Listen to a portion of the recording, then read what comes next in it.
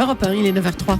L'interview découverte, Caroline Roux, vous recevez ce matin le point, pour ne pas dire le pont commun entre le viaduc de Millau, le pont de l'île de Ré et celui de Normandie. Bonjour Michel Virlogeux. Voilà, Bonjour. Je me suis trompée, c'était pas Vigoureux, c'était Virlogeux, c'est dit. Vous allez inaugurer un pont en août, le 3e pont du Bosphore.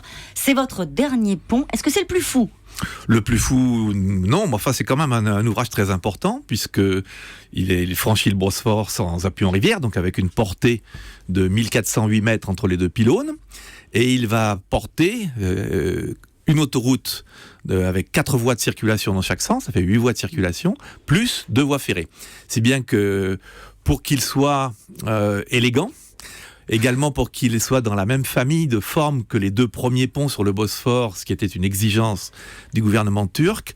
La chaussée routière et les voies ferrées sont au même niveau, ce qui conduit à un tablier de 58 mètres 50 de large. Et ça nous impressionne d'un coup. Quel est le défi technologique de ce pont ? Alors, le défi technologique, c'était justement d'arriver à faire un pont mince, élégant, avec les charges ferroviaires. Parce que pour cette portée, la solution classique, c'est un pont suspendu. Or, quand vous avez une charge très lourde concentrée, c'est-à-dire un train qui est en train de passer vers le quart de la portée, eh bien, le tablier descend, évidemment, mais le câble porteur se dérobe. Et donc, ça n'est pas compatible avec une circulation ferroviaire, d'où l'idée que j'ai eue avec mon ami Jean-François Klein, qui est l'ingénieur suisse avec qui on travaille, de revenir à des idées du 19e siècle, c'est-à-dire d'associer à la suspension des haubans qui permettent de rigidifier et de transférer les charges vers les pylônes. Quel est l'ennemi des ponts ? Alors les ennemis, dans le cas du pont du Bosphore, ce sont les charges vives, c'est-à-dire les charges de la circulation, les trains et les voitures, parce qu'on a dans cet ouvrage une proportion tout à fait anormale, extrêmement élevée de charges par rapport aux charges permanentes, c'est-à-dire le poids du pont lui-même. Ça, c'est la première difficulté. Et l'autre, évidemment, c'est le vent et les séismes. Mais dans le cas du pont du Bosphore, le séisme n'est pas aussi agressif que le vent.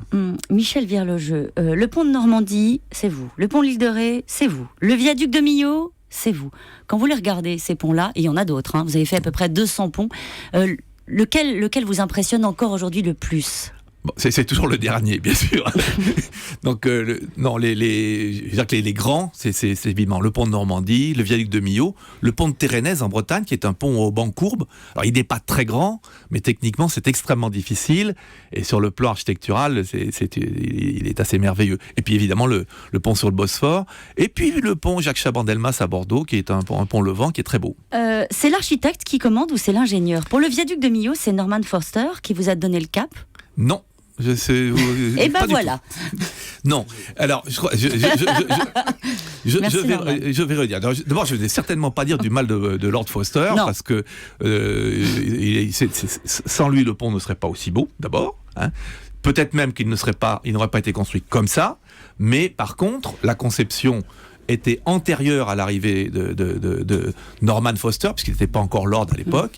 La conception était déjà organisé, si vous voulez. Par contre, il a fallu passer à tous les détails, et Norman Foster... Enfin, c'est vous qui commandez, quoi. C'est ça. Alors, qu'on comprend. commander, non, le terme commander n'est pas celui que je dirais. Mais il y a une chose qui est tout à fait claire. Si un pont s'effondre, c'est l'ingénieur qui va en tôle. Donc, de toute façon, moi, je ne travaillerai pas dans une équipe où on m'imposerait que c'est l'architecte qui décide des formes et que l'ingénieur doit les calculer. D'ailleurs, moi, ça ne m'intéresserait pas du tout. Michel Virlogeux, votre premier pont, c'était en 1975. Quand vous le regardez, vous avez un peu de tendresse.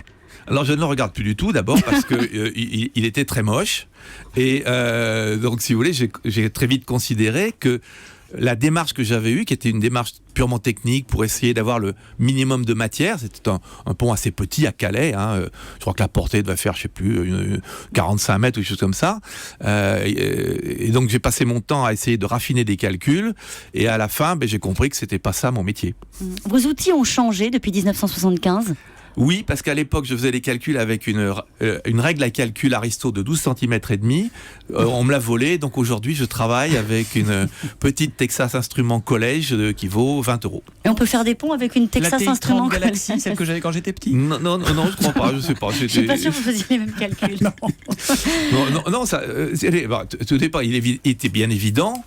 Si je prends l'exemple du pont du Bosphore, l'équipe fait une centaine d'ingénieurs. Au total, il y a une centaine d'ingénieurs qui travaillaient sur le le projet, mais ce n'est pas moi qui fais les calculs détaillés. Par contre, la conception, l'organisation de la matière, qui est le rôle de l'ingénieur, ça se fait avec une calculette. Merci, Michel J'ai Virloger. une toute petite question. Est-ce que c'est vrai que si un régiment passe et marche exactement même pas à la même fréquence, le pont s'effondre? Alors ça dépend des ponts. Il faut effectivement que la fréquence du pont... Enfin, c'est une vieille histoire, hein, c'est l'effondrement du pont de Broughton au 19e siècle.